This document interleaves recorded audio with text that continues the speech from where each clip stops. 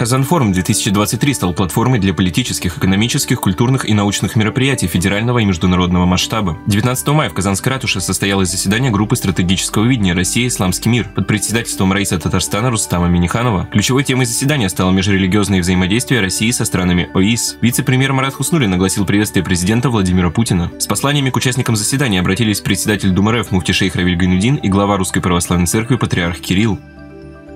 В Казани прошла 8-я всероссийская конференция «Чтение имени Шигабуддина Марджани», приуроченная к 200-летию Хусейна Фаизханова, человека, объединившего в России пути исламской теологии и академической науки. Пленарное заседание состоялось в старейшей мечети города Аль-Марджани. Секционные заседания прошли в зданиях Казанского федерального университета, соорганизатора конференции. На пленарной части были презентованы новые книги издательского дома Медина по биографии и наследию Фаизханова и морфологии татарского языка.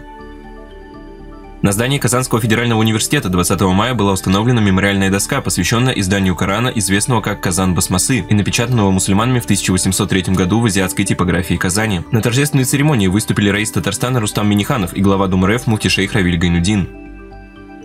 Наследие российского ислама также стало предметом выставки в Музее истории КФУ, где открылась экспозиция «Хусейн Фаизханов. Верность истине». На ней впервые представлены проекты ученого по реформированию системы образования, его рукопись с историческими текстами о Казанском и Касимовском ханствах. Часть экспозиции представляют художественно оформленные рукописные Кораны и картины издательского дома Медина.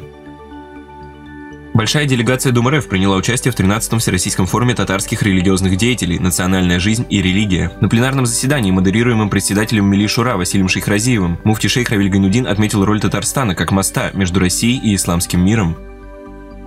Более 30 тысяч человек совершили намаз и вознесли дуа на Изге Болгар-Жейны, праздники в память официального принятия ислама народами Волжской Булгарии. Духовный лидер мусульман России муфти Гайнуддин обратился к верующим на торжественной части мероприятия, затем в шатре Думы РФ к духовенству, где к нему присоединился раис Татарстана Рустам Минниханов.